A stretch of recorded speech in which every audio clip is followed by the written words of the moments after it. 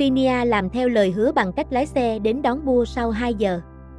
Sau đó, Bua thấy mình đang ngồi trong một nhà hàng không xa tòa nhà viện nghiên cứu. Đến đây, Bua chỉ ngồi im lặng và ăn uống yên tĩnh, trông có vẻ bình tĩnh trong suy nghĩ của Phinia. Vẫn chưa hết sợ à, Bua? Không nói nhiều như trước nữa. Tuy nhiên, Phinia nhận được câu trả lời là một cái lắc đầu. Tôi không biết nên cảm thấy thế nào. Bua trả lời một cách mơ hồ. Có sợ không? Cũng có chút. Ý tôi là, đây là lần đầu tiên tôi gặp chuyện như thế này. Bua ngừng lại để hít thở sâu lấy lại bình tĩnh. Nên tôi không biết phải cảm thấy thế nào. Hít thở sâu vào. Người bạn cũ cùng lớp tiến sĩ khuyên. Rồi cô sẽ ổn thôi. Cô đối phó với những chuyện này thế nào? Lần này Bua hỏi lại. Hoặc làm sao để chấp nhận những chuyện này? Câu hỏi đó khiến Phinia mỉm cười nhẹ và ánh mắt lóe lên một chút trước khi biến mất ngay sau đó. Lần đầu tôi đi thực địa, có lần tôi đang nằm ở công trường, bên cạnh đống lửa ở Guatemala. Lúc đó, chúng tôi tìm thấy hóa thạch của Australopithecus, một loài người cổ đại. Đột nhiên, giữa đêm có tiếng ồn ào và tiếng súng nổ vang như chúng ta đã gặp. Rồi cô làm gì? Trong đầu tôi bảo tìm chỗ trốn. Phinia kể. Nhưng cô biết không, lúc đó tôi nằm cứng đờ như bị liệt. Chỉ có thể lật người úp mặt xuống và dùng tay chân đẩy mình trên mặt đất. Sợ đến mức không còn sức đứng dậy, thở không kịp. Chỉ di chuyển được vài mét thì cứng đờ lại. Tôi nghĩ mình sẽ chết ở nơi xa lạ này. Cho đến khi bạn tôi kéo tôi vào chỗ trốn, tôi mới sống sót. Đây có lẽ là lần đầu tiên Phinia nói chuyện với Bua bằng những lời bình thường như những người quen biết nhau, giống như cuộc trò chuyện hỏi thăm giữa những người bạn lâu ngày không gặp. Cô sẽ ổn thôi, Bua. Tin tôi đi. Giọng của Phinia nhẹ nhàng như Bua chưa từng nghe thấy trước đây. Lúc đó, ánh mắt của cả hai gặp nhau. Ánh mắt lấp lánh của Phinia và đôi mắt vẫn đầy sợ hãi của Bua, người mím môi trước khi gật đầu và nhìn sang hướng khác. Khi nào cô sẽ trở lại nước ngoài? Sao, chán tôi rồi à? Chỉ hỏi thôi. Bua giải thích. Ý tôi là, phòng khi tôi muốn cảm ơn cô vì đã giúp đỡ. Tôi phải nói chuyện với bên đó trước. Bữa ăn sau đó diễn ra trong im lặng, cả hai không nói gì nhiều. Bua chỉ liếc nhìn Phinia thỉnh thoảng với cảm giác ngưỡng mộ pha lẫn ngạc nhiên. Phinia không nói nhiều, trông bình thường. Thực ra, Bua nghĩ rằng Phinia trông trưởng thành hơn nhiều vì có lẽ đã trải qua nhiều chuyện trong thời gian qua. Vậy cô sẽ không trở lại làm việc ở đây thật sao, Phinia? Bên đó đã tìm vị trí cho tôi rồi. Câu trả lời đến với giọng điệu bình thản. Nhưng tôi chưa đồng ý. Thật đáng tiếc. Đối thủ của Phinia nói. Giáo sư chắc muốn cô trở lại giúp đỡ ở đây. Câu nói đó khiến người nghe nhướng mày. Giáo sư đã có cô rồi mà. Bua nói cộc lốc. Cô cũng thấy rồi đấy, tôi chẳng làm được gì cả. Bua nói. Khi hoảng loạn, tôi không biết phải làm gì. Cô chỉ bị sốc thôi, Bua. Rằng đó là lời an ủi mà Boisea không chuẩn bị tâm lý để nhận, khiến cô ngẩng lên nhìn người đối diện qua cặp kính gọng vuông một cách đầy đủ. Mọi thứ sẽ ổn thôi. Nếu có cô giúp giáo sư, tôi sẽ yên tâm hơn. Vậy tôi đến đây để làm gì? Để làm cho cô yên tâm sao? Phinia lắc đầu, rồi bất giác mỉm cười mà ngay cả bản thân cũng không nhận ra. Không đâu. Giáo sư đặt nhiều kỳ vọng vào em lắm, Phinia. Tôi nói để em biết. Giọng nói của người nói đầy nghiêm túc. Nhưng giáo sư cũng thường xuyên gửi tôi đi nơi khác, và còn cố chấp không cho tôi kết thúc. Người kia phản bác, không tin vào lời nói vừa rồi. Nhìn cô bây giờ đi, nếu tôi là giáo sư. Bua nhìn vào mặt người kia. Chắc chắn là tôi sẽ tự hào. Lời nói đó khiến tay của Phinia đang cầm thì dừng lại, rồi ngước lên nhìn vào đôi mắt đầy chân thành gửi đến, kèm theo cảm giác xúc động kỳ lạ xuất hiện ở ngực trái. Trước đây, Phinia luôn thắc mắc tại sao bạn cùng lớp, anh chị khóa trên hay bất kỳ ai cũng đều thích mẹ Bua này. Bua dường như là con cưng của giáo sư vì thường được giữ bên cạnh và gọi để giúp đỡ công việc. Bạn cùng lớp có 7 người thì 5 người đứng về phía Bua khi có chuyện với cô, 2 người còn lại thì không can thiệp. Đến lúc này, Phinia nghĩ rằng mình bắt đầu hiểu ra một chút. Xin lỗi nếu tôi nói gì sai. Bua nói khi thấy người kia im lặng. Tôi đã nói gì cô chưa? Sau đó cuộc trò chuyện im lặng. Đừng quên công việc tôi đã giao. Tôi sẽ quay lại kiểm tra. Được thôi, nhưng nếu chậm thì đừng trách tôi nhé. Tôi phải xử lý việc xác định danh tính nạn nhân vụ tai nạn máy bay trước. Việc đó lộn xộn và gấp hơn. Buseya giải thích. Với lại, tôi không giỏi công việc khảo cổ học. Cô đã là tiến sĩ rồi đấy, nói như vậy có được không? Con người ai cũng có những điều không giỏi hoặc không biết mà. Cô chỉ là thích ngủ thôi, Bua loi. Đúng vậy, Bua trả lời ngay lập tức. Nhưng mỗi đêm tôi không ngủ đủ giấc. Mẹ cô có biết là cô làm việc vất vả không? Bây giờ chỉ có mình tôi là tốt nghiệp trước mọi người.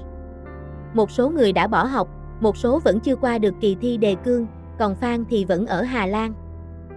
Basea nói về một người bạn cùng lớp tiến sĩ mà cô thân thiết.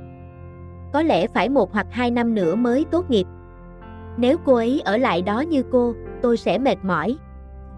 Con cưng thì phải chịu trách nhiệm nặng nề hơn, Bua Phinia cười mỉm, rồi nhún vai. Không thể tránh được.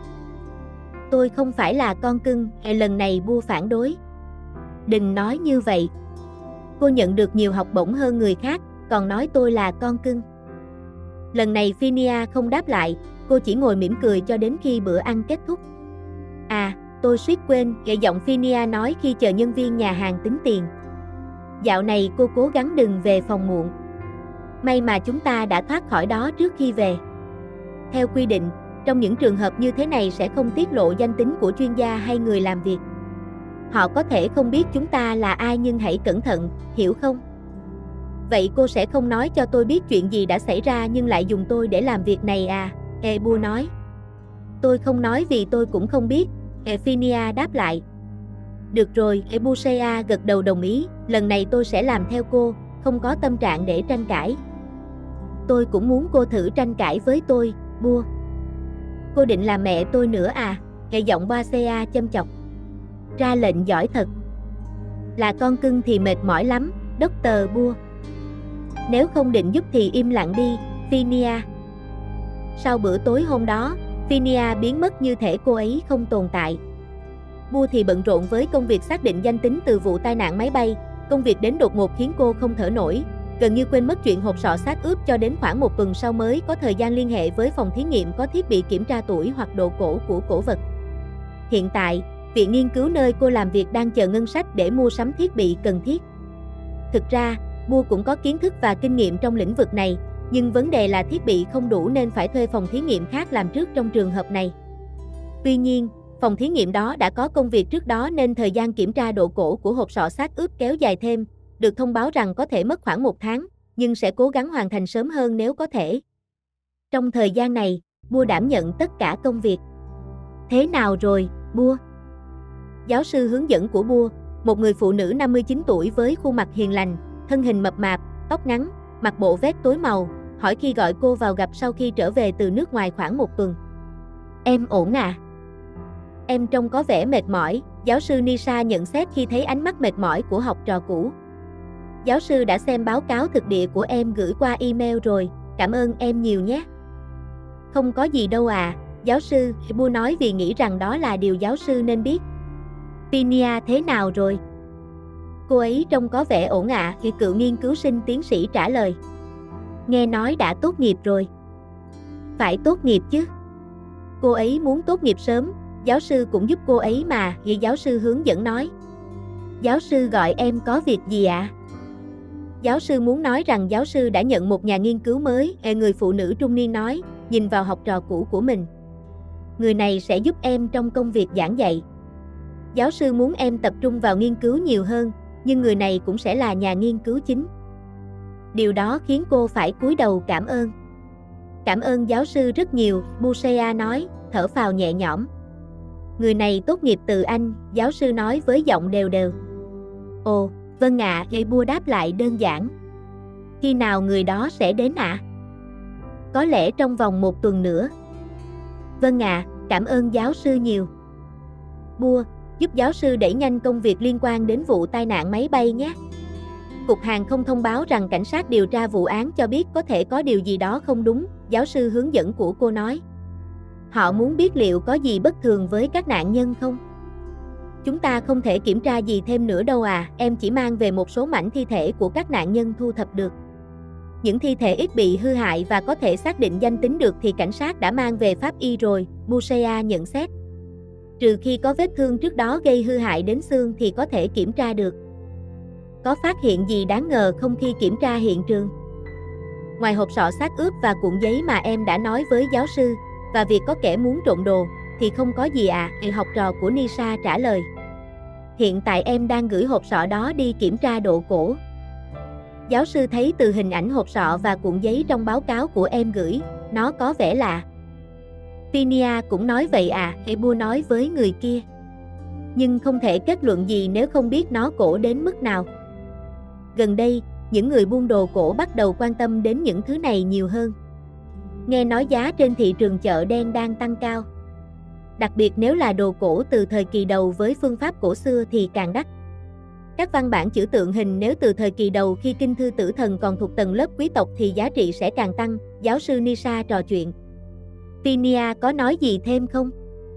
Em không liên lạc được với Phinia. Vẫn như cũ nhỉ, hai người, câu nói đó khiến người nghe cười gượng. Em đã cố gắng rồi, nhưng có lẽ Phinia không ổn với em thật, Ebu nói. Vậy à, thôi được. Nếu Phinia liên lạc và có gì thêm, hãy báo cho giáo sư nhé. Vâng ạ, giáo sư. Bua. Ngoài ra, Bua còn bận rộn với việc chuẩn bị các bước làm sạch xương để xác định danh tính tiếp theo, chưa kể đến công việc giảng dạy thay cho giáo sư hướng dẫn vẫn đang ở Panama để xem xét và xây dựng chương trình hợp tác giữa hai viện. Một tuần sau khi Phinia biến mất, giáo sư Nisha trở về từ hội nghị nhân học ở nước ngoài và yêu cầu thêm khoảng 10 ngày để giải quyết tài liệu cho dự án hợp tác. Một đêm khi Bushea chuẩn bị đi ngủ, hộp thư từ mạng xã hội thông báo từ góc phải màn hình máy tính xách tay trước khi cô tắt máy. Công việc tôi giao đến đâu rồi? Giáo sư theo dõi công việc. Bua, trong trạng thái mơ màng, nheo mắt nhìn qua kính vào lúc 23 giờ 33 phút. Cô đang chuẩn bị đi ngủ để dậy sớm đến tòa nhà nghiên cứu vào lúc 5 giờ sáng hôm sau. Nhưng khi nhìn thấy tên, Bua thở dài trước khi thêm bạn và bắt đầu gõ trả lời. Tôi chỉ có một người mẹ theo dõi công việc thôi. Vậy là hết sợ rồi phải không, mới dám nói thế. Người mẹ thứ ba gửi tin nhắn.